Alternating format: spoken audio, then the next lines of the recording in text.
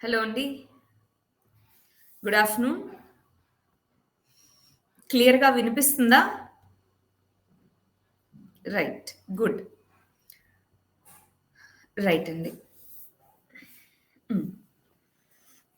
సరే. మనం basics of బయాలజీలో part 1, part 2 దాంట్లో నిన్న మనం పార్ట్ 1 కంప్లీట్ చేసాం. ఇవాళ పార్ట్ 2 చూద్దామండి. దానికంటే ముందు క్విక్‌గా ఒకసారి మన ప్లాట్‌ఫార్మ్ గురించి చూసేసి, ఆ తర్వాత సెషన్‌లోకి వెళ్ళిపోదాం. ఏపీపీఎస్సీ, టీఎస్‌పీఎస్సీకి సంబంధించినటువంటి లార్జెస్ట్ ప్లాట్‌ఫార్మ్ మనది. డిఫరెంట్ ఎడ్యుకేటర్స్ ఉంటారు. ఏ కోర్స్‌కి ఎన్రోల్ అయినా సరే మిగిలిన వాళ్ళ కోర్సెస్ అన్నీ మనం చూసుకోవచ్చు. స్పెషల్ క్లాసెస్‌లో ఫ్రీ సెషన్స్ ఇప్పుడు మనం ఏవైతే ఫ్రీ సెషన్స్ చూస్తున్నామో, అలాంటి ఫ్రీ సెషన్స్ డిఫరెంట్ సబ్జెక్ట్స్ మీద చేయడం జరిగింది. ఏపీ కరెంట్ అఫైర్స్ కానీ, రైటింగ్ సెషన్స్ కానీ ఇవన్నీ కూడా ఉన్నాయి. ఎవరైనా చూడని వాళ్ళుంటే ఒకసారి చూసుకునేందుకు ప్రయత్నించాలి. మనం నవంబర్ 9 నుంచి public administration, governance and ethics. So, ఈ కోర్సు స్టార్ట్ చేయబోతున్నాం. గవర్నాన్స్ అండ్ ఎథిక్స్ కొంతమంది యూపీఎస్‌సికి కూడా యూజ్ అవుతుందా అని అడుగుతున్నారు. యెస్. యూజ్ అవుతుందండి. సో, వీలైతే అది కూడా మీరు చూసుకోవచ్చు. మరి దానికి అది ప్లస్ కోర్సు, పెయిడ్ కోర్సు. దానికి డీఎంఆర్ లైవ్ అన్న కోడ్ యూజ్ చేసుకుంటే ఏ కోర్స్‌కైనా డీఎంఆర్ లైవ్ అన్న కోడ్ యూజ్ చేసుకుంటే 10% డిస్కౌంట్ వస్తుంది. అది మన ప్లాట్‌ఫార్మ్ గురించి నిన్న మనం ఆల్రెడీ బయాలజీలో సెల్ కణము అనే దాని గురించి బేసిక్స్ నేర్చుకున్నాం. సెల్ అంటే ఏంటి? డిఫరెంట్ సెల్స్ ఉంటాయి అని నేర్చుకున్నాము. టైప్స్ ఆఫ్ సెల్స్ అన్నాము. ప్రోకారియోటిక్, యూకారియోటిక్ గుర్తుందా? సో, మనం 8:30కి అండి. ఇందాక సెషన్ అనేది 8:30కి ఉంటుంది. ప్లస్ కోర్స్‌లో ఎకానమీ కూడా చెప్పడం జరిగింది. సో, ఇవన్నీ కూడా మీరు సెషన్ ఎండింగ్‌లో అడగొచ్చు. నేను వీటన్నిటికి కూడా మీకు ఆన్సర్స్ చేస్తాను. రైట్? సరే. ఇప్పుడు దీంట్లోకొచ్చేసేయండి. Basics of biology. నిన్న మనం టైప్స్ ఆఫ్ సెల్స్‌లో ప్రోకారియోటిక్ సెల్ అని, యూకారియోటిక్ సెల్ అని 2 టైప్స్ ఉంటాయని చదువుకున్నాం. సో, ఏమన్నాము ప్రోకారియోటిక్‌లో న్యూక్లియస్ అనే దానికి ఒక పర్టిక్యులర్ మెంబ్రేన్ లాగా ఉండదు అని. ఇక్కడ చూడండి ఇది ఒక బాక్టీరియా. ఇక్కడ మీకు కనిపిస్తుందా? ఇదొక బాక్టీరియా. దాంట్లో న్యూక్లియస్ ఉంది. కానీ దాని చుట్టూ ఒక మెంబ్రేన్ లేదు. అదంతా లోపల సైటోప్లాజంలో స్ప్రెడ్ అయ్యుంది. కానీ ఇక్కడికొచ్చి చూస్తే న్యూక్లియస్‌కి స్పెసిఫిక్‌గా మెంబ్రేన్ అనుంది. అందుకే దీన్ని యూకారియోటిక్ అన్నారు. నిజ కేంద్రక జీవులు తెలుగులో. సో, ఇది ప్రోకారియోటిక్ అన్నాము. అది మనం నిన్న చదివేశాము. దానికి బొమ్మ చూపిస్తానని చెప్పాను. కొన్ని రకాలైనటువంటి బాక్టీరియా, ఆల్గే వాటిలో ప్రోకారియోటిక్‌గా ఉంటుంది. బట్ ఇన్ జనరల్ మన బాడీ సెల్స్ అన్నీ కూడా యూకారియోటిక్. మన హ్యూమన్స్ కానీ, యానిమల్స్ కానీ, ప్లాంట్స్ కానీ ఇవన్నీ కూడా యూకారియోటిక్ సెల్స్ అన్నమాట. సరే మరి దాని యొక్క డిఫరెన్సెస్ ఏంటి? యూకారియోటిక్, ప్రోకారియోటిక్ అన్నది మనం చూసుకున్నాము. యానిమల్ సెల్ ఏంటి? దాంట్లో ఉన్న కాంపోనెంట్స్ ఏంటి అని చదువుకున్నాము. ప్రిలిమ్స్ పాయింట్ ఆఫ్ వ్యూలో అండి గమనించాలి. ఇవంతా బేసిక్స్. ఏ ఎగ్జామ్‌కైనా మనకి యూజ్ అవుతాయి. అంటే దీని నుంచి ఎన్ని క్వెషన్స్ వస్తాయని స్పెసిఫిక్‌గా మనం చెప్పలేము. బట్ ఈ బేసిక్ అండర్‌స్టాండింగ్ కనుక ఉంటే చాలా కాన్సెప్చువల్ అండర్‌స్టాండింగ్ అనేది వస్తుంది. అది మాత్రం కంపల్సరీగా మనం చెప్పగలము.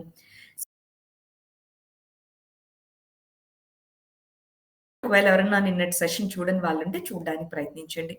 సో, మైటోకాండ్రియా అంటే ఏంటి? మైటోకాండ్రియాలో ఒక చిన్న డీఎన్ఏ ఉంటుందనుకున్నాం. న్యూక్లియస్ కాకుండా మన బాడీలో సెల్‌లో న్యూక్లియస్ కాకుండా ఇంకేదైనా ఒక ఆర్గానెల్, ఇంకేదైనా కణంలో ఉండేటటువంటి అవయవాలలో దేంట్లో అయినా డీఎన్ఏ ఉంటుందా అంటే యెస్ ఉంటుంది. అది దేంట్లో? మైటోకాండ్రియా. వీటిని మనం శక్తి భాండాగారాలని గూడా పిలుస్తూ ఉంటాం. Power house excuse me. Power house అని పిలుస్తూ ఉంటాం. Power house of the cell అంటారు. మైటోకాండ్రియా అని పిలుస్తాం. ఆ తర్వాత మీకు తెలుసు శ్మశాన వాటికలు అని వేటిని పిలుస్తారు? లైసోజోమ్స్. ఎందుకని? జబ్బు పడినటువంటి కణాలు అవన్నీ కూడా లైసోజోమ్స్‌లో వెళ్లి చనిపోతాయి. అన్‌డైజెస్టెడ్ ఫుడ్ కానీ ఇదంతా లైసోజోమ్స్ తీసుకుంటాయన్నమాట. అందుకే వాటిని మనము శ్మశానాలు అని పిలుస్తూ ఉంటారు. న్యూక్లియర్ ఎన్వలప్ అనేది ఉంటేనే ఏమవుతుంది? న్యూక్లియర్ ఎన్వలప్ ఉంటే మనం యూకారియోటిక్ అని అంటాము. అది మిగిలిన ఆర్గానెల్స్‌తో న్యూక్లియస్‌ని కలవకుండా సెపరేట్‌గా ఉండేలాగా చేస్తుందన్నమాట. మరి అన్నాం సెల్ ఉంటుంది. సెల్ లోపల న్యూక్లియస్ ఉంటుంది. ఆ న్యూక్లియస్‌లో ఇలాగా దారపు ఉండల్లాగా ఉంటాయి. క్రోమాటిన్ అంటాము ఆ పదార్థాన్ని అన్నాం. క్రోమోజోమ్స్ ఉంటాయి వాటిలో. ఆ క్రోమోజోమ్‌లో ఒక్కొక్క దాంట్లో డీఎన్ఏ ఉంటుంది. ఆ డీఎన్ఏలో ఒక స్పెసిఫిక్ సెగ్మెంట్‌ని మనం జీన్ అని పిలుస్తాము. జీన్ అనేది ఇన్‌హెరిటెన్స్. ఇన్‌హెరిటెన్స్ అంటే మనకి మన పేరెంట్స్ వీళ్ళ దగ్గర నుంచి వచ్చేటటువంటి మెటీరియల్ అన్నమాట. ఇన్‌హెరెన్స్ ద్వారా మనకొచ్చేటటువంటిది మన జీన్స్ అనేటటువంటివి. సో, వాటిలో నిన్న డీఎన్ఏ అంటే ఏంటి? ఆర్ఎన్ఏ అంటే ఏంటి అని చదువుకున్నాం. సో, ఇదేమో డబుల్ స్ట్రాండ్ ఉంటుంది. డీఎన్ఏ అంటే డబుల్ స్ట్రాండ్ ఉంటుంది. ఆర్ఎన్ఏ అంటే సింగిల్ స్ట్రాండ్ ఉంటుంది. ఇక్కడ ఏటీజీసీ అని ఉంటాయి. ఇక్కడ ఏయుజీసీ అని ఉంటాయి అని చదువుకున్నాం. ఇదంతా నిన్న చదువుకున్నదే. అందుకే క్విక్‌గా ఏం చదువుకున్నామన్నది చెప్తున్నాను. సో, దాంట్లో డీఎన్ఏకి, ఆర్ఎన్ఏకి డిఫరెన్సెస్ ఏంటి అని మనం చదువుకున్నాము. ఇదొక ఇంపార్టెంట్ యాస్పెక్ట్ అండి. ప్రిలిమ్స్ పాయింట్ ఆఫ్ వ్యూలో చాలా వరకు అడుగుతూ ఉంటారు. బట్ ఇది బేసిక్ అండర్‌స్టాండింగ్ కంపల్సరీగా ఉండాల్సిందే మనకి. ఆ తర్వాత మనం నిన్న డీఎన్ఏ నుంచి ఆర్ఎన్ఏ ఎందుకు? డీఎన్ఏ అనేటటువంటిది డైరెక్ట్‌గా సెల్‌లో ఉండేటటువంటి న్యూక్లియస్‌లో ఉండే డీఎన్ఏ గనుక ప్రోటీన్‌గా మారితే కోడింగ్‌లో అంటే ఇది ప్రోటీన్‌గా మారుతున్నప్పుడు ఆ కోడింగ్‌లో ఏదన్నా ప్రాబ్లమ్ వస్తే ఓవరాల్ జెనెటిక్ మెటీరియల్ మారుతుంది కాబట్టి కేర్‌ఫుల్‌గా ఉండాలి. అందుకని ఫస్ట్ డీఎన్ఏ ఒక డూప్లికేట్ కాపీని క్రియేట్ చేసుకుంటుంది. దాన్ని రెప్లికేషన్ అంటాము. ఆ తర్వాత డీఎన్ఏ నుంచి ఆర్ఎన్ఏ సింగిల్ స్ట్రాండ్ తయారవుతుంది. అది ఆర్ఎన్ఏ అవుతుంది. ఆ ఆర్ఎన్ఏని ట్రాన్స్‌లేట్ చేసుకొని ప్రోటీన్స్ తయారు చేస్తారు. ఈ ప్రోటీన్స్ ఏదైతే చెప్తుందో బాడీలో ఆ ఫంక్షన్స్ జరుగుతాయి. ఈ ప్రోటీన్సే ఎంజైమ్స్, హార్మోన్స్‌గా ఇవన్నీ అవే మారతాయన్నమాట. సో, బాడీ ఫంక్షనింగ్ అన్నటువంటిది ఈ ప్రోటీన్స్ మీద డిపెండ్ అయ్యి ఉంటుంది. Very, very important. సో, నిన్న మనం డెడ్ స్కిన్, ఆ ఫ్యాట్స్ కొన్ని నేర్చుకున్నాం. Next Charles Darwin. Charles Darwin తన థియరీలో ఏం చెప్పారు? చార్ల్స్ డార్విన్ గురించి జస్ట్ ఒక పాయింట్ అండి. ఎవల్యూషన్. ఇంతకుముందు మనం ఏమనుకున్నారు? హ్యూమన్స్ కూడా మిగిలిన యానిమల్స్ లాగా సడెన్‌గా క్రియేట్ చేయబడ్డాయి అని. కానీ డార్విన్ థియరీ ఏం చెప్పిందంటే హ్యూమన్స్ ఎవాల్వ్ అయ్యారు. ఎలాగా? First single cell. ఇందాక మనము ప్రోకారియోటిక్, యూకారియోటిక్ అనుకున్నామా? అక్కడ ప్రోకారియోటిక్ అంటే ఏంటి? అవి ప్రైమరీగా వచ్చిన సెల్స్. సో, ఆ ప్రోకారియోటిక్ సెల్స్ నుంచి స్లోగా యూకారియోటిక్, ఆ యూకారియోటిక్ సెల్స్‌లో ఒక సెల్ ఉన్న ఆర్గానిజం. సింగిల్ సెల్యులార్ ఆర్గానిజమ్స్ అంటారు. రైట్? ఒక సెల్ ఉన్న ఆర్గానిజం నుంచి స్లోగా మల్టిపుల్ సెల్స్ పెరుగుతూ వచ్చింది. ఆ విధంగా పరిణామం చెందింది. ఇప్పుడు మనం చూస్తున్నటువంటి ఏదైతే జీవరాశులనేవి ఉన్నాయో, ఆ జీవాలన్నీ కూడా పరిణామం చెందాయి అన్నట్టుగా చెప్పడం జరిగింది. డార్విన్ యొక్క థియరీని ఏమంటారు? Evolution theory. So, evolution theory అన్నమాట. సో, లైఫ్ ఫార్మ్ అనేది ఎవాల్వ్ అయింది over a period of time. కొన్ని లక్షల సంవత్సరాలు ఈ విధంగా వాటర్‌లో మొదలై ఎవాల్వ్ అవుతూ వచ్చింది అన్నది ఈయన యొక్క థియరీ. థియరీ ఆఫ్ ఎవల్యూషన్, జీవ పరిణామ సిద్ధాంతము అని చెప్తారు. Charles Darwin. అది గుర్తుపెట్టుకోవాలన్నమాట. రైట్. ఈయన ఎర్త్ వార్మ్స్ వీటన్నిటి మీద స్టడీ చేశారు. డిఫరెంట్ స్టడీస్ అనేటటువంటివి చేశారనమాట ఆయన. ఎవల్యూషనరీ థియరీనే కాకుండా. సో, అది ఇక్కడ మెన్షన్ చేసింది. బట్ ఓవరాల్‌గా ఏంటి? ఈ సెల్యులార్ ఆర్గానిజమ్స్ నుంచి స్లోగా మనకి జీవం అనేటటువంటిది ఎవాల్వ్ అవుతూ వచ్చింది. లైఫ్ ఆరిజిన్ అసలెలా భూమి మీద అసలు లైఫ్ ఎలా ఉన్నట్టు? లైఫ్ ఎలా వచ్చినట్టు? జస్ట్ ఒక చిన్న అండర్‌స్టాండింగ్ కోసం చెప్తానండి. మనమేం డెప్త్‌లో చదువుకోవాల్సిన అక్కర్లేదు. ఒక అండర్‌స్టాండింగ్ కోసం చెప్తాను. ఆ! సెల్ అనేటటువంటిది అసలు సెల్ థియరీని ప్రపోజ్ చేసింది కార్క్ అని ఒక వ్యక్తి అన్నమాట. మైకెల్ క్లార్క్ అనే వ్యక్తి. సో, అది మనం సెపరేట్‌గా చూద్దాం. సెల్ ఉంటుంది అని చెప్పారు. ఆ తర్వాత అసలు కణము మామూలుగా ఏ పదార్థమైనా చిన్న చిన్న లైఫ్ బ్లాక్స్‌తో తయారు చేసి ఉంటుంది అని చెప్పారు. ఆ తర్వాత ఇంకొక ఇద్దరు థియరీస్ సెల్ థియరీని ప్రపోజ్ చేయడం జరిగింది. సో, అది మనం సెపరేట్‌గా చూద్దాం. ఇక్కడ evolution of life on earth దీనికి సంబంధించి ఒక చిన్న అండర్‌స్టాండింగ్ చెప్తాను చూడండి. అసలు ఎలా అయ్యుండొచ్చు ఇది అన్న దానికి సంబంధించి. ఎలా అయ్యుండొచ్చు అంటే ఇదిగో ఫస్ట్ మీకు ఫిజిక్స్‌లో గాని వీటిలో మీరు చదివి ఉంటారు జియోగ్రఫీలో. ఫస్ట్ బిగ్ బ్యాంగ్ అనేది ఒక ఈవెంట్ జరుగుతుంది. ఆ తర్వాత వేరియస్ గ్యాసెస్ అన్నీ కూడా ఎక్స్‌పాండ్ అవుతూ వస్తాయి. ఈ గ్యాసెస్ అన్నీ స్లోగా కూల్ అవుతూ నక్షత్రాలు, స్టార్స్ అనేవి ఏర్పడతాయి. ఈ స్టార్స్ చుట్టూ ఆ కూల్ అవుతున్న మెటీరియల్ కాస్త ప్లానెట్స్‌గా వీటిగా మారుతూ ఉంటుంది. గ్యాసెస్ అనేవి ఇంకా ఉంటాయి. ఆ గ్యాసెస్‌లో కొన్ని ఈ కెమికల్ రియాక్షన్ ద్వారా కొన్ని న్యూక్లియోటైడ్స్ ఏర్పడతాయి. ఆ న్యూక్లియోటైడ్స్ ద్వారానైనా మనకి డీఎన్ఏ, ఆర్ఎన్ఏ వచ్చింది? సో అలాగా ఫస్ట్ జెనెటిక్ మెటీరియల్ అనేది ఏర్పడుతుంది. ఆ ప్రిమిటివ్ జెనెటిక్ మెటీరియల్ నుంచి over a period of time స్లోగా మనకి కాంప్లెక్స్ లైఫ్ అనేది ఎవాల్వ్ అవుతుంది. అది బేసిక్‌గా ఎలాగ లైఫ్ అనేది భూమి మీద ఎవాల్వ్ అయింది అన్నదానికి మనం చెప్పేటటువంటి ఈ ఉదాహరణ అన్నమాట. క్లియరా అండి? సో, లైఫ్ అసలెలా ఆరిజినేట్ అయ్యుండొచ్చు అన్నది ప్రస్తుతానికి మనకు తెలిసినటువంటి ఎవిడెన్స్ ప్రకారం. రైట్. ఇప్పుడు లైఫ్ ఫార్మ్ అనేది ఎవాల్వ్ అవుతూ వచ్చింది. సో, మనకు చెప్తూ ఉంటారు. ఇంతకుముందు ఆహ్, ఫర్ ఎగ్జాంపుల్ కంగారూస్ కానీ, ఇంతకుముందు మనకుండేటటువంటి యానిమల్స్ డిఫరెంట్‌గా ఉండేవి అని మనం ఎలా చెప్తున్నాం ఇప్పుడు? ఫర్ ఎగ్జాంపుల్ డైనోసార్స్ ఉండేవి ఆ టైంలో అని చెప్తూ ఉంటారు. ఎలా చెప్తుంటారు? ఫాసిల్స్ అంటారు. ఫాసిల్ అంటే శిలాజాలు అని తెలుగులో. సో, ఫాసిల్స్ అంటే ఏంటి అంటే, ఒక్కొక్క పీరియడ్‌లో బాగా గమనించాలండి. మీరు మార్క్స్ అన్నది మైండ్‌లోంచి ఉంచుకోండి. బట్ దాన్ని కొద్దిగా సైడ్ లైన్ పెట్టి, ఒక ఓవరాల్ కాన్సెప్చువల్ అండర్‌స్టాండింగ్ వస్తుంది అన్న దాంతో, ఆ ఇంట్రెస్ట్‌తో ఈ క్లాసులు వింటే ఇంకా మీకు చాలా ఇంట్రెస్ట్‌గా ఎక్కువ నేర్చుకుంటారని అనుకుంటున్నాను. రైట్ అండి. ఇప్పుడు మనకి ఎలా తెలుస్తుంది అప్పట్లో ఈ లైఫ్ ఫార్మ్ అనేటటువంటిది ఉండింది. అప్పట్లో ఈ ఈ విధంగా మనకి డైనోసార్స్ ఉండేవి. దానికి ముందు టెట్రాజార్స్ అని ఉండేవి. ఎలా తెలుస్తుంది మనకి అంటే, మన వాళ్ళు తవ్వడం మొదలుపెట్టారు. ఓకే. ఇలా ఉండొచ్చేమో, ఇలా ఉండొచ్చేమో లైఫ్ అన్నది కొన్ని ప్రాంతాల్లో వాళ్ళకి బయటపడినటువంటి శిలాజాలు వాటి ద్వారా. ఎప్పుడైనా సరే ఒక పీరియడ్ ఆఫ్ టైమ్‌లో అప్పుడున్నటువంటి జంతువులు అక్కడున్నటువంటి క్లైమేట్ మీద ఆధారపడి ఉంటాయి. అక్కడున్నటువంటి క్లైమేట్ మీద. వాయిస్ బ్రేక్ అవుతుందా అండి? వాయిస్ బ్రేక్ అవుతుందా? క్లారిటీ లేదా? క్లియర్? హ్మ్. సో, ఒకసారి ఏదన్నా ఇబ్బందుంటే ఫస్ట్ ఒకసారి మీ దగ్గర యాప్‌లో మీరు ఒకసారి రిఫ్రెష్ చేసుకొని చూడండి. ఆ తర్వాత ఏదైనా ఇబ్బందుంటే చెప్పండి.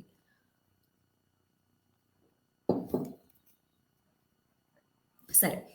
అప్పట్లో ఎందుకంత పెద్ద లైఫ్ ఫార్మ్స్ ఉన్నాయి అంటే, అప్పుడున్నటువంటి క్లైమాటిక్ కండిషన్స్, అప్పుడున్నటువంటి ఫుడ్ అంటే వాటికి ఆ క్లైమేట్ వల్ల వాటికి దొరికేటటువంటి ఫుడ్, వీటి వల్ల మనకి అప్పట్లో ఉన్న లైఫ్ ఫార్మ్స్ కొన్నిసార్లు చాలా చిన్నగా ఉన్నాయి. కొన్నిసార్లు చాలా పెద్ద లైఫ్ ఫార్మ్స్ ఇవన్నీ కూడా అప్పుడున్నటువంటి క్లైమేట్ మీద డిపెండ్ అయ్యి ఉన్నాయన్నమాట. అయితే క్లైమేట్‌లో మార్పులు రావడం మొదలుపెట్టాయి. ఐస్ ఏజ్ అన్న పేరు విన్నారా ఎప్పుడైనా? ఐస్ ఏజ్ అన్న పేర్లు ఇలాగా ఏమవుతూ వచ్చిందంటే, భూమి ఎవాల్వ్ అవుతూ ఉన్నటువంటి పీరియడ్‌లో కొన్ని స్టేజెస్‌లో టెంపరేచర్ సడెన్‌గా తగ్గిపోవడం, కొన్ని స్టేజెస్‌లో టెంపరేచర్ బాగా పెరగడం, కొన్ని స్టేజెస్‌లో కంటిన్యూయస్ రెయిన్‌ఫాల్ కొన్ని మిలియన్స్ ఆఫ్ సంవత్సరాల ప్రకారం రావడం, ఈ విధంగా జరుగుతూ వచ్చింది. ఈ విధంగా జరుగుతూ ఉన్నటువంటి సిట్యుయేషన్‌లో కొంత లైఫ్ ఫార్మ్ కొత్తగా క్రియేట్ అవ్వడం, కొంత లైఫ్ ఫార్మ్ అనేటటువంటిది ఎక్స్‌టింక్ట్ అయిపోవడం ఇది మనకి జరగడం జరిగిందనమాట.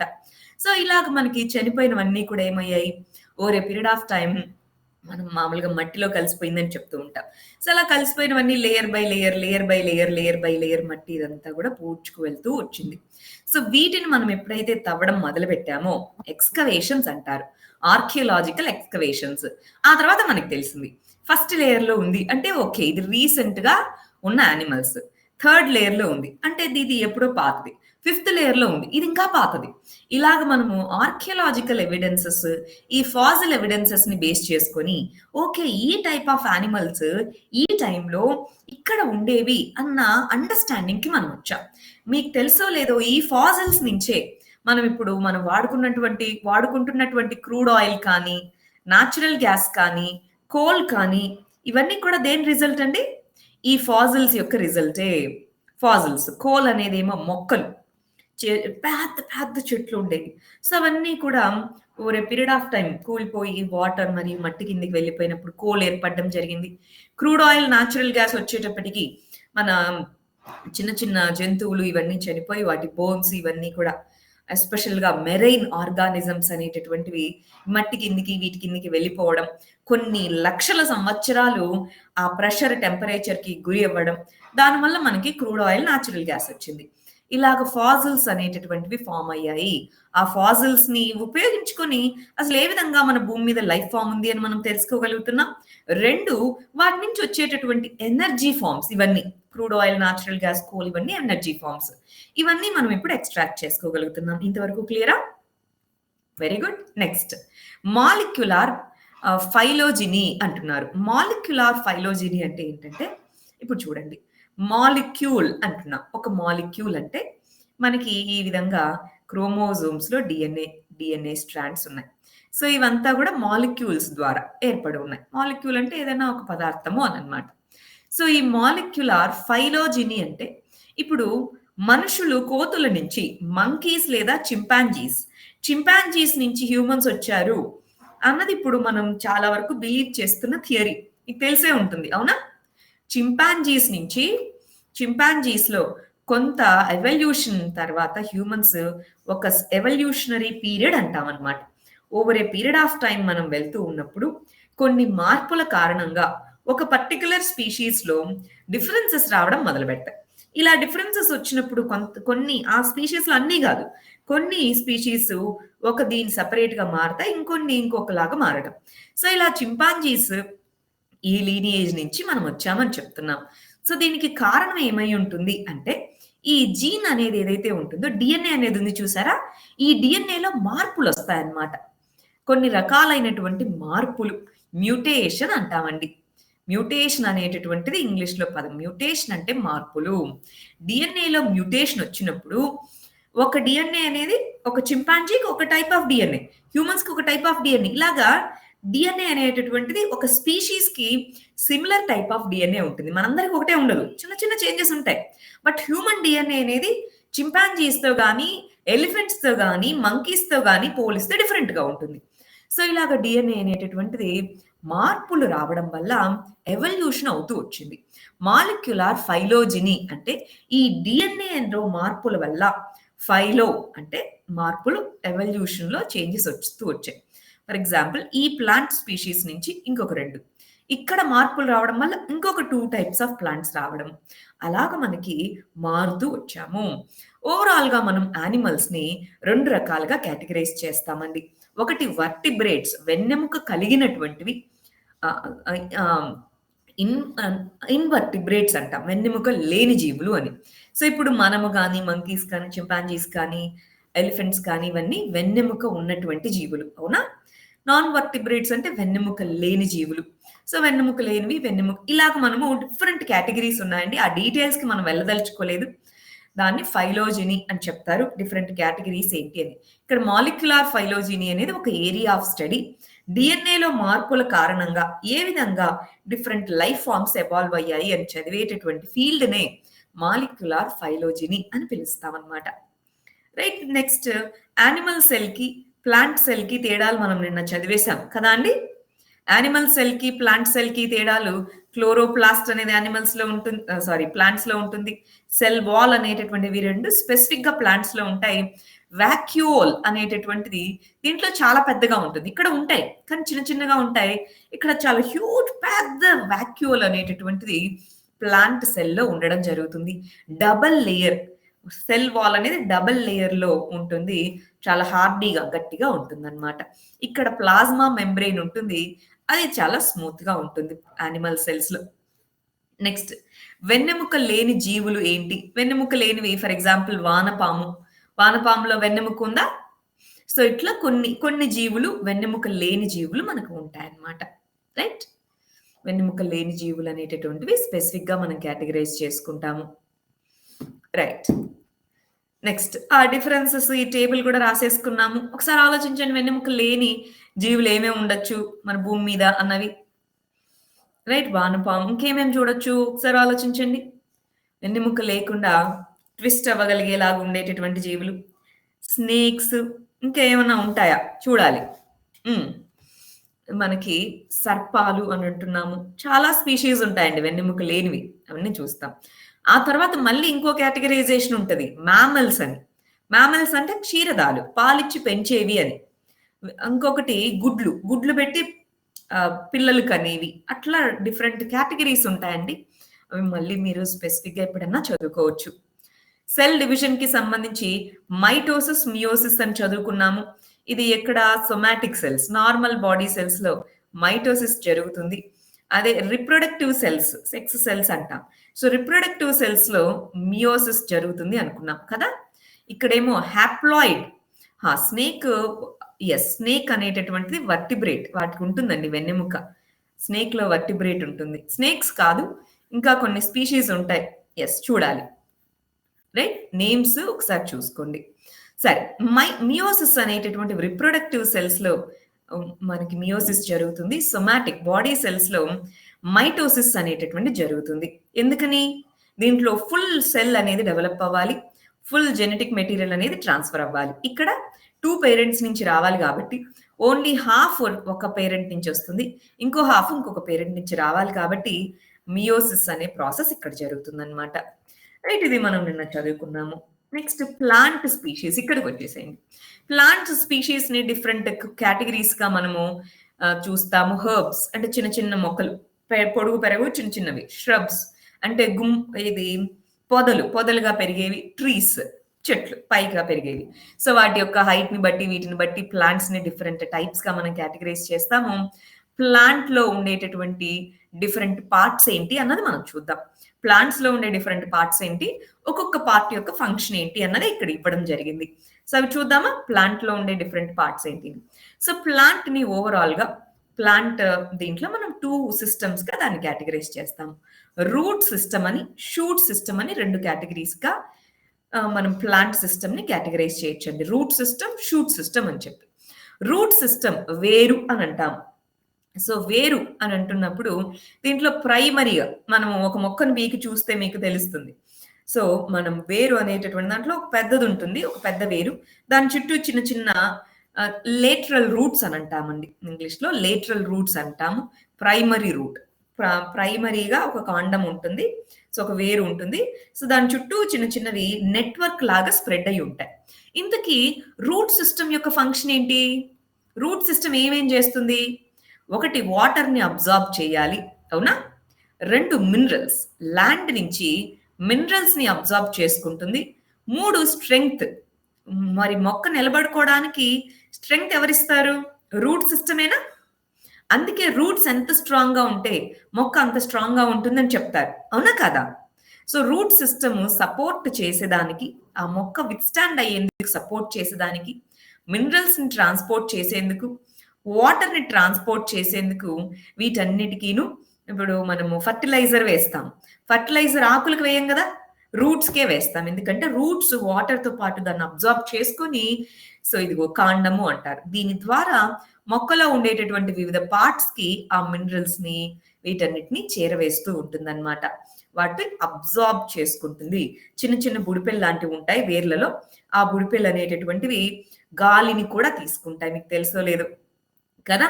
సాయిల్‌లో ఉండేటటువంటి ఇదేదైతే ఉంటుందో కొంత గాలిని కూడా అవి పీల్చుకుంటూ ఉంటాయి. వాటర్‌ని అబ్జార్బ్ చేసుకుంటాయి. మినరల్స్‌ని అబ్జార్బ్ చేసుకుంటూ ఉంటాయి.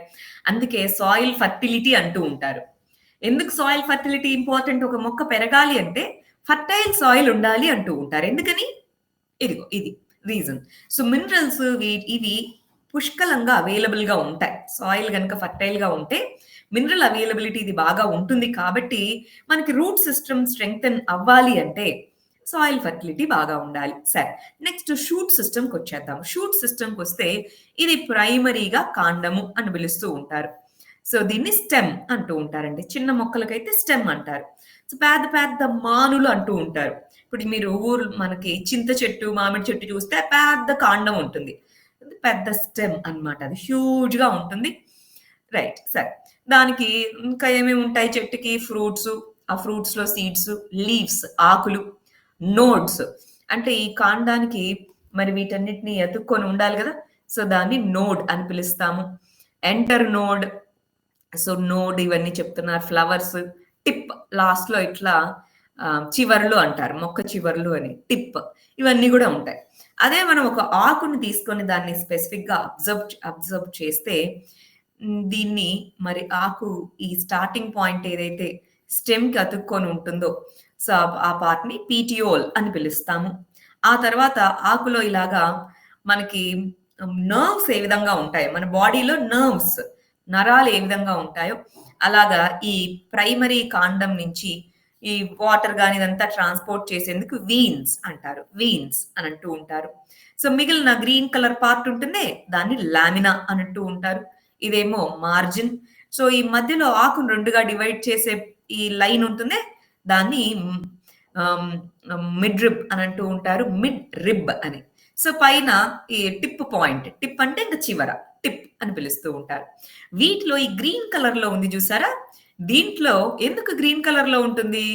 క్లోరోప్లాస్ట్. ఆకులు ఎందుకు గ్రీన్ కలర్ లో ఉంటాయి?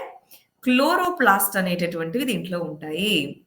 మనము ప్లాంట్ సెల్స్ కి యానిమల్ సెల్స్ కి డిఫరెన్స్ లో క్లోరోప్లాస్ట్ అనేటటువంటివి యానిమల్ సెల్ లో ఉండవు, కానీ దీంట్లో ఉంటాయి అనుకున్నాం. ఆ క్లోరో అంటే కలర్ అండి, గ్రీన్ అని కాదు. ఏదైనా సరే క్లోరో అంటే కలర్, బట్ ఇన్ జనరల్ వీటిలో గ్రీన్ కలర్ అనేటటువంటిది ఎక్కువ ఎక్స్ప్రెస్ అవ్వడం వల్ల మనకు ఆ గ్రీన్ కలర్ ఆకులు ఎందుకు ఉపయోగపడతాయి చూద్దాం. కానీ మీరు ఆ లీవ్స్ అన్ని గ్రీన్ కలర్ లోనే ఉండాల్సిన అక్కర్లేదు. కొన్నిసార్లు ఎల్లో కలర్ లో ఉంటాయి, కొన్నిసార్లు రెడ్ కలర్ లో కూడా ఉండొచ్చు, అవునా కదా?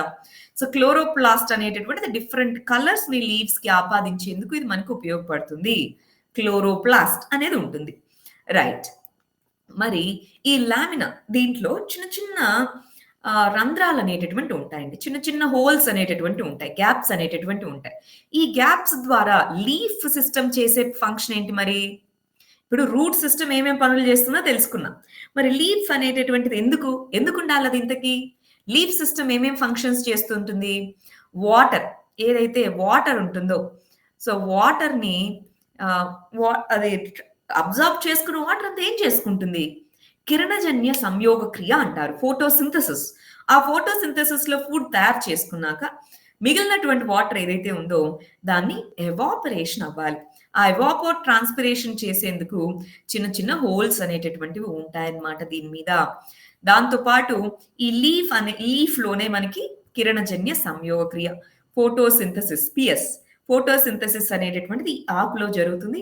కాండంలో కూడా జరగచ్చు గ్రీన్ కలర్ గా ఉంటే, బట్ జనరల్ గా ఆకులు అనేటటువంటివి దానికి సపోర్ట్ చేస్తాయన్నమాట. సో ఇది కూడా మనకి లీవ్స్ అనేటటువంటివి కూడా దాంట్లో ఉండేటటువంటి ఫుడ్ స్టోరేజ్, సుక్రోజ్ కానీ కంటెంట్ ఏదైతే ఉంటుందో మామూలుగా లీఫ్ లో స్టోర్ చేసి పెట్టుకుంటూ ఉంటుంది. మేజర్ దాని దగ్గర ఉండేటటువంటి సర్ప్లస్ ఫుడ్ గానీ ఏదైతే ఉంటుందో అదంతా ఫ్రూట్స్ రూపంలో స్టోర్ చేసి పెట్టుకుంటూ ఉంటుంది. బట్ లీఫ్ అయితే వాటర్‌ని ఎవాపోర్ ట్రాన్స్పిరేషన్ చేసేందుకు మరియు ఫోటోసింథసిస్‌కి లీఫ్ సిస్టమ్ అనేది మనకు ఉపయోగపడుతుంది. అయితే మీరు కొన్ని రకాల మొక్కల్లో గమనించుంటారు. కొన్ని రకాల ట్రీస్‌లో నీడిల్ అంటే సూది లాంటి ఆకులుంటాయి. కొన్నిట్లో ఏమో చాలా బ్రాడ్ లీవ్స్ ఉంటాయి కదా! ఏ ప్రాంతాల్లో ఇలా నీడిల్ లాంటి లీవ్స్ ఉంటాయి? ఏ ప్రాంతాల్లో ఇలా బ్రాడ్ లీవ్స్ ఉంటాయండి? బ్రాడ్ లీవ్స్ ఎక్కడుంటాయి జనరల్‌గా? నీడిల్ లీవ్స్ ఎక్కడుంటాయి? యెస్. నీడిల్ లీవ్స్ అనేటటువంటివి డెజర్ట్ రీజియన్‌లో నీడిల్ లీవ్స్ కూడా ఉండవు. డెజర్ట్ రీజియన్‌లో కాండమే ఈ లీవ్స్ అనేటటువంటివి అడాప్ట్ అవుతాయి. ఏ విధంగా? ఒక ముల్లులాగా మారతాయన్నమాట. థార్న్స్ అంటారు వాటిని. లీవ్స్ అనమప్పుడు. ఈ లీవ్స్ అనేటటువంటివి డెజర్ట్ సిస్టమ్‌లో ముల్లుల్లాగా మారతాయి. సో, అది మనం తర్వాత చూద్దాం. నీడిల్‌లాగా ఉండేటటువంటి నీడిల్ లీవ్స్ ఎక్కడుంటాయంటే, ఎక్కడైతే ఎక్కువ మంచు కురుస్తుందో, ఇప్పుడు మంచు కురుస్తుందనుకోండి ఏమవుతుంది? దీంట్లో ఉన్న వాటర్ మొత్తం గడ్డగట్టుకుపోతుంది. అప్పుడు ఆకు చచ్చిపోతుంది. సో, అలా గాకుండా నీడిల్ లీవ్స్ అనేటటువంటివి ఉండడము. ప్లస్ ఆకు బ్రాడ్‌గా ఉందనుకోండి, మంచుకి వాటికి బరువెక్కుతుంది. సో, ఆ చెట్టు మొత్తం ఇలా కిందకి వేలాడిపోతుంది. అలా కాకుండా మరి బ్రాడ్ లీవ్స్ అనేటటువంటివి లేకుండా చూస్తారు. చూడండి. మనకి కొన్ని చెట్లకి నీడిల్ లీవ్స్ ఇలాగ సూది లాంటివి ఉంటాయి. ఎలా ఉంటది ఆ చెట్టు కూడా మీరు గమనించుంటారు. ఇట్లా వి షేప్‌లో ఉంటాయి. జనరల్‌గా మీరు హిమాలయాస్ కానీ, మంచు ప్రాంతాల్లో ఎక్కువగా మీకు ఇలాంటి చెట్లు కనిపిస్తూ ఉంటాయి కదా! అలా గాకుండా మనకి బాగా వర్షాలు పడేటటువంటి ఎవర్ గ్రీన్ ఫారెస్ట్‌లో అక్కడున్న చెట్లలో ఇలాంటి పెద్ద పెద్ద ఆకులు కనిపిస్తూ ఉంటాయి. కదా అండి? సో, ఇదెందుకుండాలి? రిపీట్ చేస్తున్నాను చూడండి. ఇలాంటి నీడిల్ లీవ్స్ ఎందుకుండాలి? ఫర్ ఎగ్జాంపుల్ స్నో ఫాల్ అయింది. మంచు. మామూలుగా ఏమన్నాము? వాటర్ అనేది దీంట్లో ఉంటుంది అన్నాం. సో, ఇప్పుడు మంచుగా ఉన్నప్పుడు టెంపరేచర్స్ తక్కువగా ఉన్నప్పుడు ఏమవుతుంది? దీంట్లో ఉన్న వాటర్ అంతా గడ్డగట్టుకుపోయినప్పుడు సో, లీవ్ అనేటటువంటిది బరువెక్కుతుంది. చెట్టుకు ఉండలేదు. సో, అలాంటి టైంలో ఏం జరుగుతుంది? నీడిల్ లీవ్స్ కనుక ఉంటే ఆ బరువుని మోయాల్సిన అక్కర్లేదు. సో, ఆ స్నో ఏదైతే ఉందో అదంతా ఇలా కిందకి జారిపోతూ ఉంటుంది. అలాగే నీడిల్ లీవ్స్ అనేటటువంటివి మనకు ఉపయోగపడుతూ ఉంటాయన్నమాట. ఓకే. ఒక నిమిషం. అదే బ్రాడ్ లీవ్స్ ఎక్కడుండాలి? ఎక్కువ వర్షపాతం కురిసే ప్రాంతాలున్నాయి. రైట్. ఓకే. ఒక నిమిషం అండి.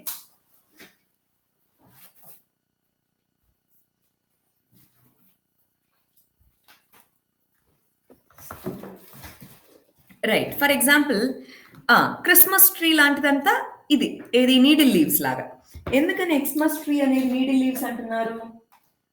ఇక్కడ మీకు ఇంపార్టెంట్ పాయింట్ చెప్తాను చూడండి. Every religion is based on geography. ఇప్పుడు క్రిస్టియానిటీ అనేటటువంటిది మేజర్లీ ప్రైమరీగా ఎక్కడండి ఎక్కడ ప్రైమరీగా అది ఆరిజినేట్ అయిన ప్లేసెస్ అన్ని టెంపరేట్ రీజన్స్ ఏనా? గమనించండి, ఇది మంచి ఇంపార్టెంట్ ఫ్యాక్ట్. టెంపరేట్ రీజన్స్ ఏనా అంటే ఎక్కువగా చలి ఎక్కువగా ఉండే ప్రదేశాలు, అవునా? ఎస్. సో ఆ తర్వాత యూరోపియన్ కంట్రీస్ ఇక్కడ ఎక్కడైతే స్ప్రెడ్ అయిందో అక్కడంతా చలి ఎక్కువగా ఉండేటటువంటి ప్రదేశాలు. సో అక్కడ మరి వాళ్ళకి ఎటువంటి ట్రీస్? డిసెంబర్ కదా, డిసెంబర్ సీజన్లో మరి క్రిస్మస్ సెలబ్రేట్ చేసుకున్నప్పుడు స్నోఫాల్ ఎక్కువగా ఉంటుంది. సో ఇలాంటి ట్రీస్కి ప్రిఫరెన్స్, ఇలాంటి ట్రీస్ అక్కడ పెరుగుతాయి ఆ సీజన్లో, రైట్? సరే, అదే మీరు ఫర్ ఎగ్జాంపుల్ మీరు ఛత్తీస్గఢ్ వచ్చారు. ఛత్తీస్గఢ్లో ట్రైబల్ ఫెస్టివల్స్ చూడండి, చాలా బ్రాడ్ లీవ్డ్ ఇది ఉంటుంది. లేదా మనకి కర్ణాటకలో చూడండి, బ్రాడ్ లీవ్డ్. ఎందుకని? వర్షపాతం ఎక్కువ. వర్షపాతం ఎక్కువైనప్పుడు వాటర్ ఏదైతే చెట్టు అబ్జార్బ్ చేసుకుంటుందో దాన్ని ఎవాపరేషన్ చేయగలగాలి, ఆకుల ద్వారానే అది చేయగలదు. సో బ్రాడ్ లీవ్డ్ ఉంటాయి. అర్థమవుతుందా? సో అట్లా ఒక్కొక్క క్లైమేట్ కి ఒక్కొక్క ఇది అడాప్ట్ అవుతుంది. సో స్నో ఎక్కువగా ఉన్న ప్రాంతాల్లో వీటిలో మనకి టెంపరేట్ ప్రాంతాలు వీటిలో నీడిల్ లీవ్డ్ లీవ్స్ ఉంటాయి. అదే వర్షపాతం ఎక్కువగా పడే ప్రాంతాల్లో బ్రాడ్ లీవ్డ్ ఉంటాయి. ఇంకొకటి లీవ్స్ అడాప్ట్ అవుతాయండి. మీకు డెసిడ్యూస్ ఆకురాల్చు అడవులు అని పేరు విన్నారా? ఇప్పుడు మన ఏపీటీఎస్ ఇవన్నీ కూడా డెసిడ్యూస్ ఫారెస్ట్లు ఉంటాయి మనకి ఎక్కువ. ఎందుకని? ఒక సీజన్ లో వాటర్ ఉంటుంది, ఇంకొక సీజన్ లో వాటర్ ఉండదు. వాటర్ స్ట్రెస్ ఉన్నప్పుడు వాటర్ లేని టైంలో ఏం చేస్తుంది? ఆకుంటే ఖచ్చితంగా దాని నుంచి ట్రాన్స్పిరేషన్ అవ్వాల్సిందే ఇలాగా. సో అలా కాకుండా ఆకులు రాలిస్తే ఆకురాల్చు కాలము అనేది ఎప్పుడు వస్తుందో తెలుసు కదా. అప్పుడు వర్షపాతం తక్కువగా ఉన్న ప్రాంతంలో టైంలో ఆకురాల్చు టైము, ఆకురాల్చే కాలం అంటారు. అలాగ లీవ్స్ చెట్లు అడాప్ట్ చేసుకుంటాయి వాటి యొక్క క్లైమేట్కి అనుగుణంగా. అదే డెజర్ట్స్ లో అనుకోండి, థార్న్స్ ముళ్ళు లాగా మారతాయి. ఇలా ఉంటుంది. నాగజముడు, బ్రహ్మజముడు మొక్కలు మీరు చూసే ఉంటారు. సో ముళ్ళు లాగా మారతాయి. సో వాళ్ళు ఎప్పుడు ఏ పీరియడ్ ఆఫ్ టైంలో అయినా సరే, ఇప్పుడు ఇమేజెస్ లేవండి, రేపటి క్లాస్లో చూపిస్తాను, సరేనా? బ్రహ్మజముడు, నాగజముడు అవి మొక్కలు రేపు చూపిస్తాను, రైట్? రేపటి క్లాస్లో చూపిస్తాను. సో అయితే ఈ డెజర్ట్ ప్రాంతంలో ఉండే వాటిలో ఏం జరుగుతూ ఉంటుందంటే అసలు వాటర్ ఉండదు. డెజర్ట్ లో ఉండేటటువంటి మొక్కల్లో రూట్స్ చాలా డీప్ గా ఉంటాయి, కొన్ని మీటర్ల డీప్ ఉండేటటువంటి ఉంటాయి అన్నమాట. ఎందుకని? వాటర్ వాళ్ళకి అవైలబుల్ గా ఉండదు వాటికి. సో అందుకని చాలా డీప్ వెళ్ళి వాటర్ని అబ్జర్వ్ చేసుకోవాలి. కాబట్టి ఈ చెట్లని అంత త్వరగా మీరు పీకలేరు. అంతెందుకండి, మీరు మన సైడ్ కూడా ఉంటాయి బ్రహ్మజముడు, నాగజముడు చెట్లు. ఒకసారి వాటిని వేర్లతో సహా బయటికి తీయడానికి ప్రయత్నించి చూడండి, రైట్? వేర్లతో సహా ఒకసారి బయటికి తీసి ప్రయత్నించి చూడండి, చాలా కష్టం, చాలా స్ట్రాంగ్ గా ఉంటాయి అన్నమాట. ఎందుకని? డీప్ గా ఉంటాయి వాటి roots. Yes, very good question. మరి ఎలాగ అవి ఫుడ్ ని తయారు చేసుకుంటాయి? మీరు బ్రహ్మజముడు, నాగజముడు చెట్లు గమనించుంటే వాటి కాండము, ముళ్ళులు అన్ని గ్రీన్ కలర్ లో ఉంటాయి, అవునా కాదా? వాటి ముళ్ళులు, కాండం అన్ని గ్రీన్ కలర్ లోనే ఉంటాయి, రైట్? ఆ వాటిలో క్లోరోఫిల్ ఉంటుంది, అవి ఫోటోసింథసిస్ చేస్తాయి. ఆకులు కాకుండా ఆ చెట్టు, ఆ కాండము దాని చుట్టూ ఉన్న ముళ్ళులే ఫోటోసింథసిస్ చేస్తాయి. అది అడాప్టేషన్, టెంపరేచర్ కి వాటర్ అవైలబిలిటీ తగ్గట్టుగా అడాప్ట్ అవ్వడం. సో ఇప్పుడు లీఫ్ సిస్టమ్ గురించి అర్థమైపోయిందా? లీఫ్ సిస్టమ్ ఏంటి, డిఫరెంట్ టైప్స్ ఆఫ్ లీవ్స్ అసలు ఎందుకు ఎగ్జిస్ట్ అయి ఉంటాయి, ఒక్కొక్క ప్రాంతంలో ఏ టైప్ ఆఫ్ ఇది ఉంటుంది అన్నది దానికి చూడండి. సరే, ముందు ఫోటోసింథసిస్ చూద్దాం. ఫోటోసింథసిస్ ఇది మీరు చదివేటప్పుడు ఎప్పుడైనా గుర్తుపెట్టుకోండి. చాలా మంది మనం ఏం చేస్తూ ఉంటామంటే బేసిక్స్ ని, కరెంట్ ఇష్యూస్ ని, మన చుట్టూ జరుగుతున్న వాటిని డిస్జాయింట్ చేసి చూస్తాం. అది సెపరేట్, ఇది అలా కాదు. ఇప్పుడు అమెజాన్ రెయిన్ ఫారెస్ట్ లో హ్యూజ్ ఫారెస్ట్ ఫైర్ జరుగుతూ ఉంది కదా. ఆస్ట్రేలియాలో జరిగింది, మొన్న కాలిఫోర్నియాలో జరిగింది. ఇలాగ ఎన్నో ప్రాంతాల్లో జరుగుతూ ఉన్నప్పుడు ఏమి ఇంపాక్ట్ అన్నప్పుడు మీకు సైన్స్ గుర్తురావాలి, ఎన్విరాన్మెంట్ గుర్తురావాలి, అన్ని సబ్జెక్ట్స్ టగటగా గుర్తొచ్చేసేయాలి. ఎస్. సో ఇప్పుడు ఫోటోసింథసిస్ చూద్దాం. ఎందుకు ఈ విధంగా ఫారెస్ట్ బర్న్ అవ్వడం వల్ల ఏం నష్టం జరుగుతుందో చూద్దాం. ఫస్ట్ ఫోటోసింథసిస్ ఎలాగా? మనకి ఇందాక అన్నట్టు ఇది రూట్ సిస్టమ్, ఇది shoot system or stem system. Root and shoot systems అన్నాం. సో ఇక్కడ ఇందాక చెప్పినట్టు వాటర్ అవైలబిలిటీ తీసుకుంటుంది ఇది. మరి ఆకులు ఏం చేస్తాయి? లైట్ అనేది క్యాటలిస్ట్‌గా పనిచేస్తుంది. అంటే కెమికల్ రియాక్షన్ అనేది ఆకు లోపల ఇప్పుడు జరగబోతుంది. క్లోరోఫిల్ అనేటటువంటి ఒక ఎంజైమ్ అనుకోవచ్చు. ఆ క్లోరోఫిల్ అనేటటువంటి ఆ ఎంజైమ్ అనేటటువంటి దగ్గరుండి అటు CO2ని అటు CO2ని ఇటు వాటర్‌ని కలిపి CO2ని వాటర్‌ని కలిపి ఈ లైట్ ఎనర్జీ ఈ క్లోరోఫిల్ ఇవన్నీ కలిసి మనకి షుగర్స్ తయారు చేస్తుంది. కార్బోహైడ్రేట్స్ అంటాం. గ్లూకోజ్ అని కూడా చెప్తుంటారు. కార్బోహైడ్రేట్స్ ని తయారు చేస్తూ ఎక్స్క్యూజ్ మీ బై ప్రోడక్ట్ గా ఆక్సిజన్ ని రిలీజ్ చేస్తుంది. అంటే ఫోటోసింథసిస్ లో మనకి వచ్చే రెండేంటి? సరే ఈక్వేషన్ చూపించిన ఫోటోసింథసిస్ అంటే ఏం లేదండి. ఫోటో అంటే లైట్, సింథసిస్ అంటే ఒక కెమికల్ రియాక్షన్, ఒక సింథసిస్ జరిగే యాక్టివిటీ అని. సో అక్కడ ఏం జరుగుతుంది అంటే కార్బన్ డయాక్సైడ్ ని ఆకులు తీసుకొని వాటర్ ని రూట్స్ ద్వారా ఆకులోకి వస్తుంది. అది క్లోరోఫిల్ అనేటటువంటి ఎంజైమ్ మనం చెప్పాం. ప్లాంట్ సెల్స్ లో క్లోరోఫిల్ అనే ఎంజైమ్ ఉంటుందని చెప్పాం. క్లోరోఫిల్ ని దగ్గర పెట్టుకొని సన్లైట్ అనే ఎనర్జీని వాడి ఈ కెమికల్ రియాక్షన్ అనేది ఆకులో జరుగుతుంది. అలా జరిగినప్పుడు మనకి గ్లూకోజ్, కార్బోహైడ్రేట్స్ అంటాం వీటిని. గ్లూకోజ్ అనేది రిలీజ్ అవుతుంది. ఆక్సిజన్ అనేటటువంటిది దాని బై ప్రోడక్ట్ H2O వచ్చేసి ఆకు ద్వారా ట్రాన్స్పోర్ట్, ఎవాపరేషన్ జరిగిపోతుంది. O2 అనేది మరి రిలీజ్ చేయడం జరుగుతుంది. గ్లూకోజ్ అనేటటువంటిది స్టోర్ చేసుకుంటుంది. మనకి అందుకే ఈ ఆకులు, విత్తనాలు అన్నిట్లోనూ గ్లూకోజే అన్నమాట. సో గ్లూకోజ్ అనేటటువంటిది ఉంటుంది. సో ఇక్కడ 3 స్టెప్స్. లైట్ ఎనర్జీని క్లోరోఫిల్ అబ్జార్బ్ చేసుకుంటుంది. ఈ లైట్ ఎనర్జీ అనేటటువంటిది కెమికల్ ఎనర్జీగా మార్చి కార్బన్ డయాక్సైడ్ ని కార్బోహైడ్రేట్స్ గా మారుస్తుంది. Which colour light photosynthesis is more? Which colour light? So normal light లో మనము బ్లూ అనుకుంటానండి. ఏదో మరి ఎగ్జాక్ట్ గా తెలీదు. చూద్దాం ఏ కలర్ లైట్ అన్నది. ఒక ఎక్స్పెరిమెంట్ కూడా ఉంటుందండి. ఎగ్జాక్ట్ గుర్తులేదు. ఎస్ ఉంది. ఒక కలర్ లైట్ లో ఎక్కువ జరుగుతుంది అన్నది ఉంది. చూద్దాం మరి అది ఏంటో. రైట్. సరే ప్రస్తుతానికైతే బేసిక్ వరకు క్లారిటీనా? మోర్ ఎస్ ఉందండి. పాయింట్ కరెక్టే. చూద్దాం ఏంటో మరి. సరే ఈ లీవ్స్ ఫోటోసింథసిస్ అనేటటువంటి గ్రీన్ పార్ట్స్ ఎక్కడెక్కడైతే ఉంటాయో అక్కడ కరెక్ట్ ఇన్ఫర్మేషన్ లేదా ఒకసారి నేను చూసి చెప్తానండి. ఉంది, నేను చిన్నప్పుడు చదివాను కానీ తర్వాత గుర్తులేదు. ఒక ఎక్స్పెరిమెంట్ కూడా ఉంటుంది మనకి స్కూల్ దీంట్లో. చూద్దాం. రైట్, ఒకసారి చూసి చెప్తా. సరే లీవ్స్ కాకుండా ఫోటోసింథసిస్ అనేది గ్రీన్ పార్ట్స్ ఎక్కడెక్కడైతే, ఫర్ ఎగ్జాంపుల్ కాండం గ్రీన్ గా ఉంది, గ్రీన్ పార్ట్స్ లో కూడా ఇది జరుగుతుంది. స్టెమ్స్, గ్రీన్ బ్రాంచెస్ లో కూడా ఫోటోసింథసిస్ అనేటటువంటిది జరుగుతుంది. రైట్.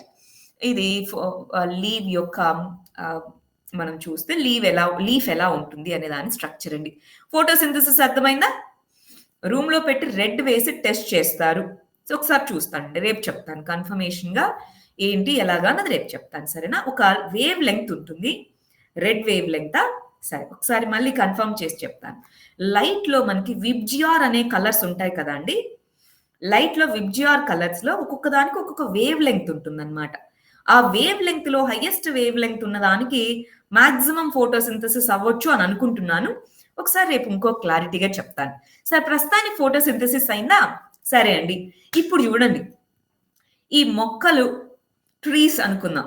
ఫారెస్ట్ ఫైర్ జరిగిందండి, బాగా అడవుల్లో ఫారెస్ట్ ఫైర్ జరిగింది. ఇప్పుడు ఏం నష్టం వస్తుంది?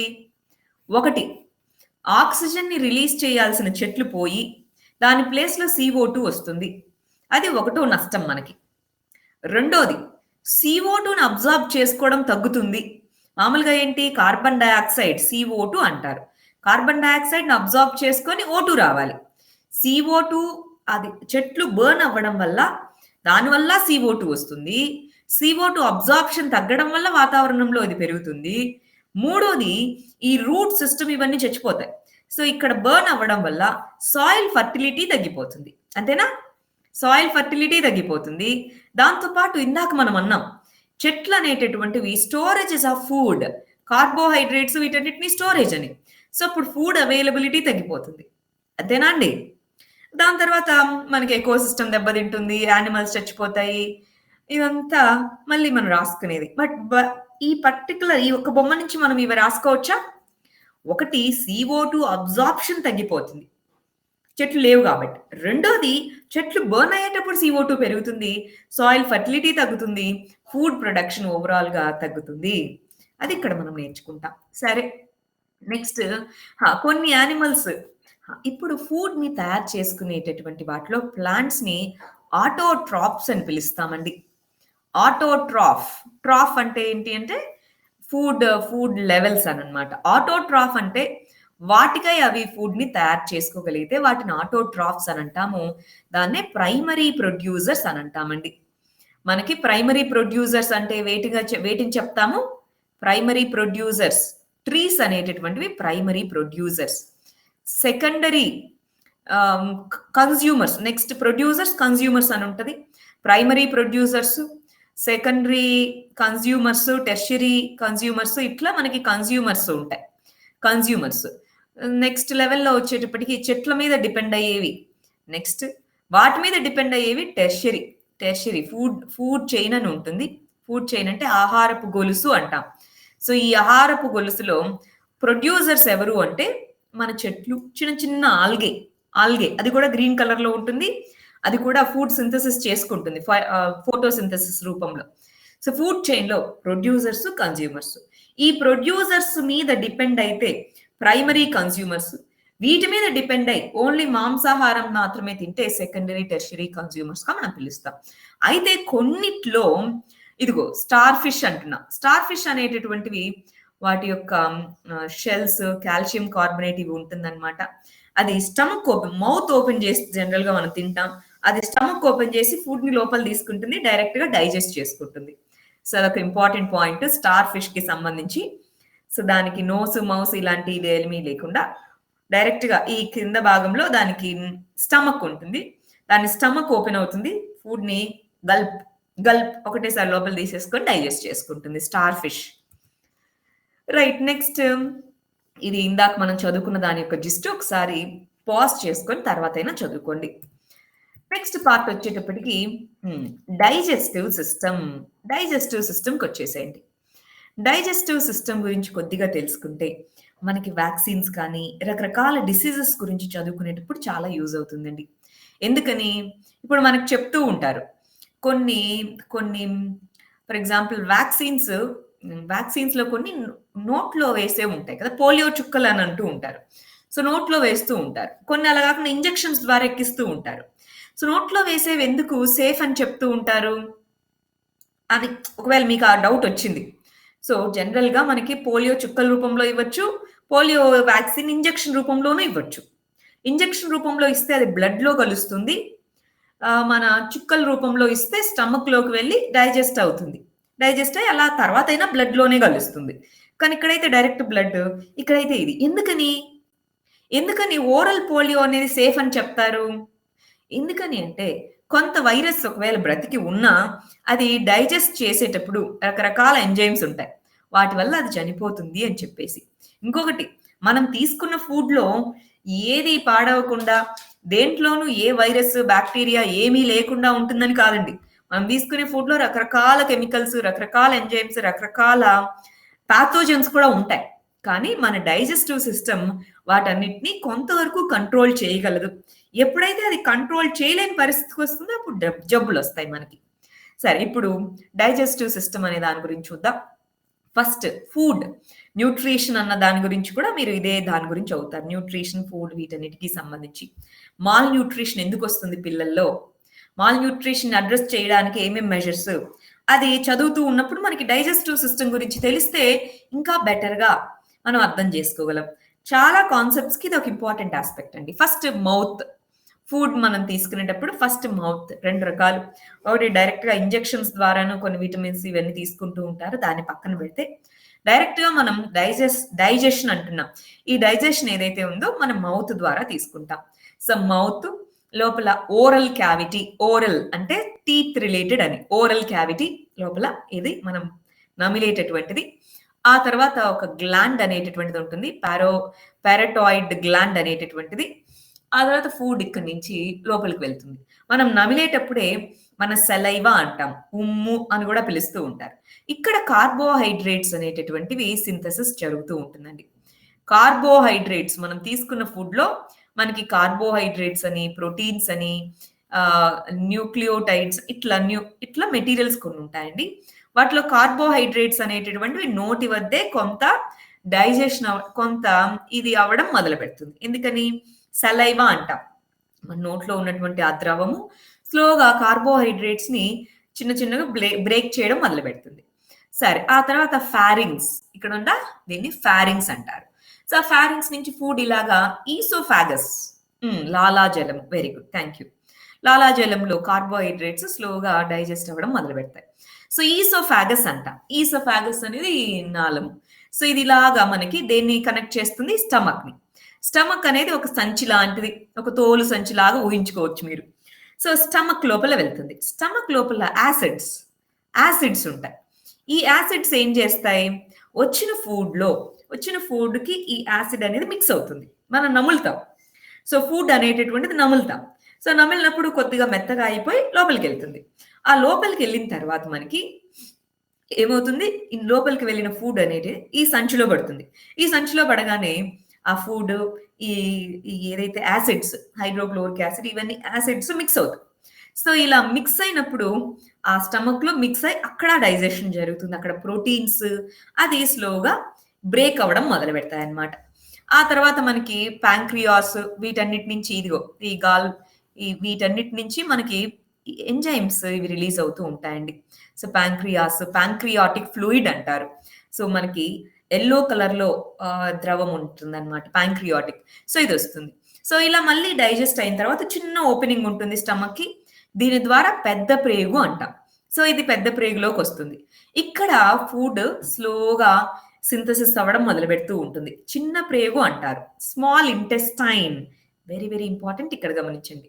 ఈ స్మాల్ ఇంటెస్టైన్ అనేటటువంటిది ఏదైతే ఉందో అక్కడ శోషణ అంటారు తెలుగులో. శోషణ అంటే అబ్జార్ప్షన్ అని. సో, అక్కడ అబ్జార్ప్షన్ మొదలవుతుందండి. అబ్జార్ప్షన్. దాంట్లో ఏముంటుందంటే ఈ చిన్న చిన్న బుడిపెల్లాంటివి ఉంటాయి. ఏది చిన్న ప్రేగులో చిన్న చిన్న బుడిపెల్లాంటివి ఉంటాయి. అవి బ్లడ్ వెసెల్స్‌తో కనెక్ట్ అయ్యి ఉంటాయి.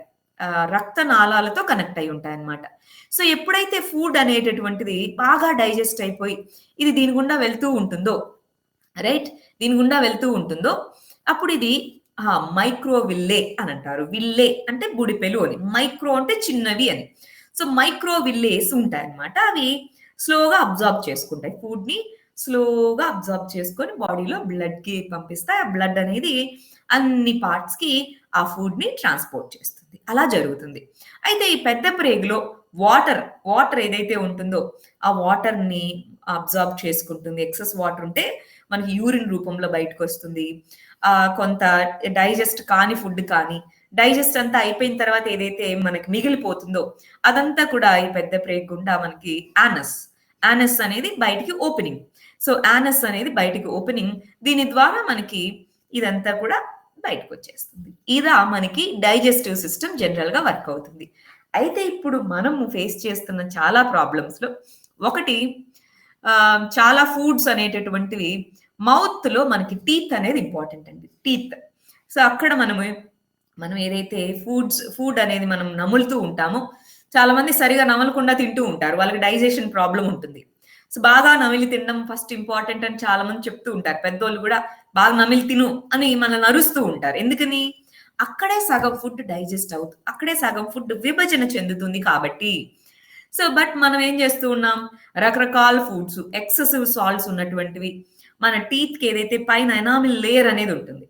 సో, వీటన్నిటికి హార్మ్‌ఫుల్‌గా ఉండే ఫుడ్స్ ఎక్కువ తీసుకోవడము, ఓరల్ జాగ్రత్తలు అవి తీసుకోకపోవడం వల్ల ఎక్కువగా మౌత్ రిలేటెడ్‌గా, రిలేటెడ్ ప్రాబ్లమ్స్.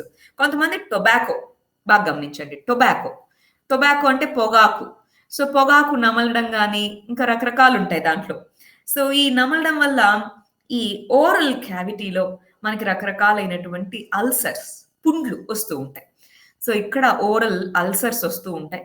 ఆ తర్వాత స్టమక్ వెళ్ళిన తర్వాత మనకి ఏదైనా సరే బయోలాజికల్ క్లాక్ అనేది ఒకటుంటుందండి. బయోలాజికల్ క్లాక్ అంటే మన బాడీ అనేటటువంటిది కొన్ని పనులకి కొన్ని టైమింగ్స్‌లో అలవాటు పడి ఉంటుంది. అందుకే కొంతమంది మీరు గమనించుంటారు. ఒక 4 రోజులు బటర్ మిల్క్ మజ్జిగ తీసుకోకపోతే కొంతమందికి బాగా వేడి చేస్తుంది. కొంతమంది అసలు చిన్నప్పటి నుంచి వాళ్ళు ఇప్పటి వరకు అసలు బటర్ మిల్కే తాగుండరు. కానీ వాళ్ళకేం గాదు. నార్మల్‌గానే ఉంటారు వాళ్ళు. ఎందుకని బాడీ అలాగా అడ్జస్ట్ అయ్యి ఉంటుంది. రైట్? ఇప్పుడు కొంతమంది హిల్లీ ఏరియాస్‌లో ఉన్న వాళ్ళు ఒక రకమైన ఫుడ్ తీసుకుంటారు. మనం అదే ఫుడ్ తీసుకుంటే మనం డైజెస్ట్ చేసుకోలేకపోవచ్చు. ఎందుకని బాడీ అడ్జస్ట్‌మెంట్. మనమున్న ఎన్విరాన్మెంట్‌కి తగ్గట్టుగా మన బాడీ అడ్జస్ట్‌మెంట్. ఫర్ ఎగ్జాంపుల్ మనకు తెలిసిన వాళ్ళు ఎవరన్నా సరే ఈ అరేబియన్ కంట్రీస్‌లో సౌదీ ఇలాంటి కువైట్ గాని వీళ్ళ అక్కడ ఉన్నారనుకోండి. మీరు వాళ్ళని అడిగి చూడండి. వాళ్ళు ప్రతిరోజు మీట్ తింటారు. ప్రతిరోజు చాలా వరకు వాళ్ళకక్కడ మీట్ చాలా తక్కువ కాస్ట్ వెజిటబుల్స్ కంటే. సో, అందుకని వాళ్ళక్కడ ప్రతిరోజు మీట్ తింటారు. కానీ బాగా అరుగుతూ ఉంటుంది. డైజెస్ట్ అవుతుంది. ఎందుకని? అక్కడున్న టెంపరేచర్, వాటర్ డిఫరెంట్ వీటి వల్ల. అలవాటు పడిపోతారు. కానీ ఇక్కడికొచ్చి అదే విధంగా మనం తినాలంటే అవుతుందా? అవ్వదు. సో, బాడీకి ఒక బయోలాజికల్ క్లాక్. ఒక్కొక్క దానికి ఒక్కొక్క టైమింగ్ అనేది ఉంటుందన్నమాట. అలాగే మన స్టమక్ కూడా మనం ఫుడ్ అలవాటు చేసుంటాం. ఒక రకమైన ఫుడ్ ఒక టైంకి తీసుకునే అలవాటు.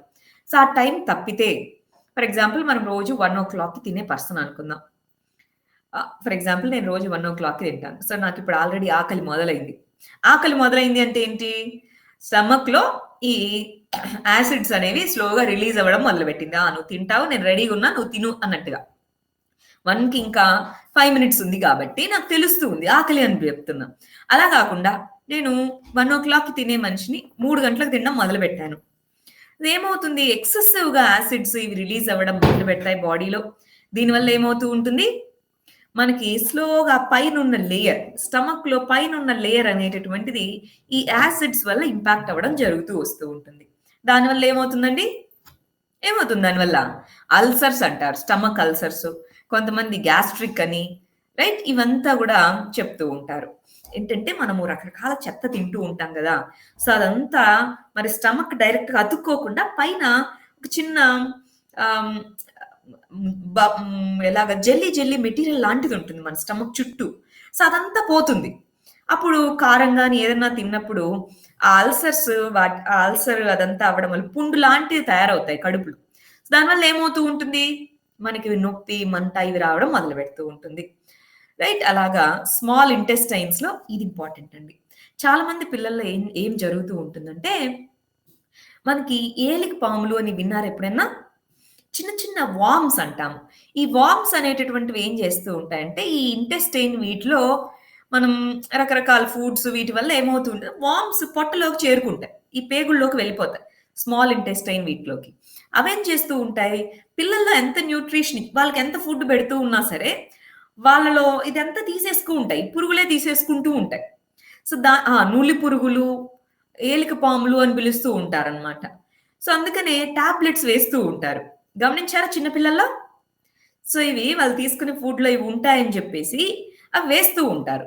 సో, అది వేస్ట్ రూపంలో బయటకొచ్చేస్తూ ఉన్నప్పుడు వాళ్ళు హెల్తీగా, హ్యాపీగా ఉంటారు. లేదంటే ఏమవుతూ ఉంటుంది, మనకి ఏదైతే ఇంటెస్టైన్‌లో, స్మాల్ ఇంటెస్టైన్‌లో అబ్జార్ప్షన్ జరగాలో, ఆ అబ్జార్ప్షన్ ప్రాసెస్ మొత్తం ఏమవుతూ ఉంటుంది, ఆ అబ్జార్ప్షన్ ప్రాసెస్ అంతా ఈ వార్మ్స్ తీసేసుకుంటూ ఉంటాయి. న్యూట్రిషన్ వెళ్ళదు. ఇంకొకటి ఏమవుతూ ఉంటుందంటే, విటమిన్స్ బాడీలో సరిగా లేనప్పుడు గమనించండి బాగా ఇంపార్టెంట్.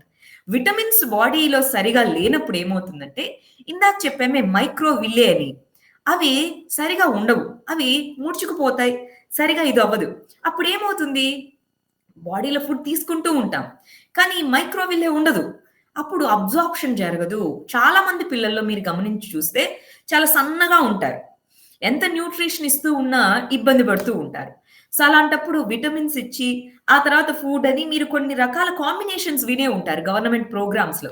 ఎందుకని అంటే, ఈ డైజెస్టివ్ సిస్టమ్‌లో స్మాల్ ఇంటెస్టైన్‌లో ఎప్పుడైతే ఈ మైక్రోవిల్లే ఇవంతా దెబ్బతిని ఉంటాయో, సో, వాళ్ళలో మాల్ న్యూట్రిషన్ చాలా సివియర్ లెవెల్‌లో ఉంటుంది. ఎస్ఏఎం అని వినే ఉంటారు. ఎస్ఏఎం అనేది ఒక సివియర్ డిసీజ్ అండి. Severe acute mall nutrition. వాళ్ళకి ఎంత ఫుడ్ అన్నా ఇవ్వు. సరిగా డైజెస్ట్ అవ్వదు. ఇలాంటి ప్రాబ్లమ్స్ ఉంటాయన్నమాట. ఈ సివియర్ అక్యూట్ మాల్ న్యూట్రిషన్ అనే దాన్ని సరిచేయాలి అంటే, ఇదిగో ఈ స్మాల్ ఇంటెస్టైన్ యొక్క హెల్త్ ఎలా ఉంది ఇవన్నీ గూడా చూడాలి. రైట్? ఇది మరి డైజెస్టివ్ సిస్టమ్ దాని యొక్క ఇంపార్టెన్స్ ఏంటి? దానికున్న డిసీజెస్ ఒకసారి చూద్దామా? ఇదిగో కార్బోహైడ్రేట్స్‌ని వీటిని డైజెస్ట్ చేసుకుంటుంది. మరి కొన్ని యానిమల్స్‌లో బఫెలోస్ వాటిలో రుమినేట్స్ అంటే ఏంటంటే వాళ్ళు స్టమక్‌లోకి వెళ్ళిన తర్వాత పక్కన ఇంకొక సంచి ఉంటుంది. వాళ్ళు దాన్ని మళ్ళీ పొట్టలోంచి బయటికి తీసుకొని నెమరు వేసుకోగలరు. ఎందుకంటే అండి గడ్డిలో సుక్రోజ్ కంటెంట్ ఎక్కువగా ఉంటుంది. మనము హ్యూమన్స్ డైరెక్ట్‌గా సుక్రోజ్‌ని అబ్సార్బ్ చేసుకోలేరు. డైజెస్ట్ చేసుకోలేరు. యానిమల్స్ ఎందుకు చేసుకోగలుగుతాయంటే మళ్ళీ దాన్ని బయటికి తెచ్చుకొని నములుతూ ఉంటాయి ఖాళీగా ఉన్నప్పుడు. రైట్? సో, ఆ విధంగా వాళ్ళు సుక్రోజ్ కంటెంట్‌ని ఆహ్, తీసుకోగలవు యానిమల్స్. అందుకే మనము యానిమల్స్ తిన్నట్టుగా గడ్డి అవన్నీ మనం డెంటల్ కేరీస్ అంటే ఏంటి? ఇందాక మనం అన్నాం కదా! Dental problems. టొబాకో అంటే బీడీస్, హుక్కాస్, గుట్కా ఇవన్నీ వాడితే ఏమవుతుంది? వాటి వల్ల హార్ట్ స్ట్రోక్స్ ఇవన్నీ వచ్చేటటువంటి మన ఆహ్, ఏమంటారు డేంజర్స్ కూడా ఉన్నాయి.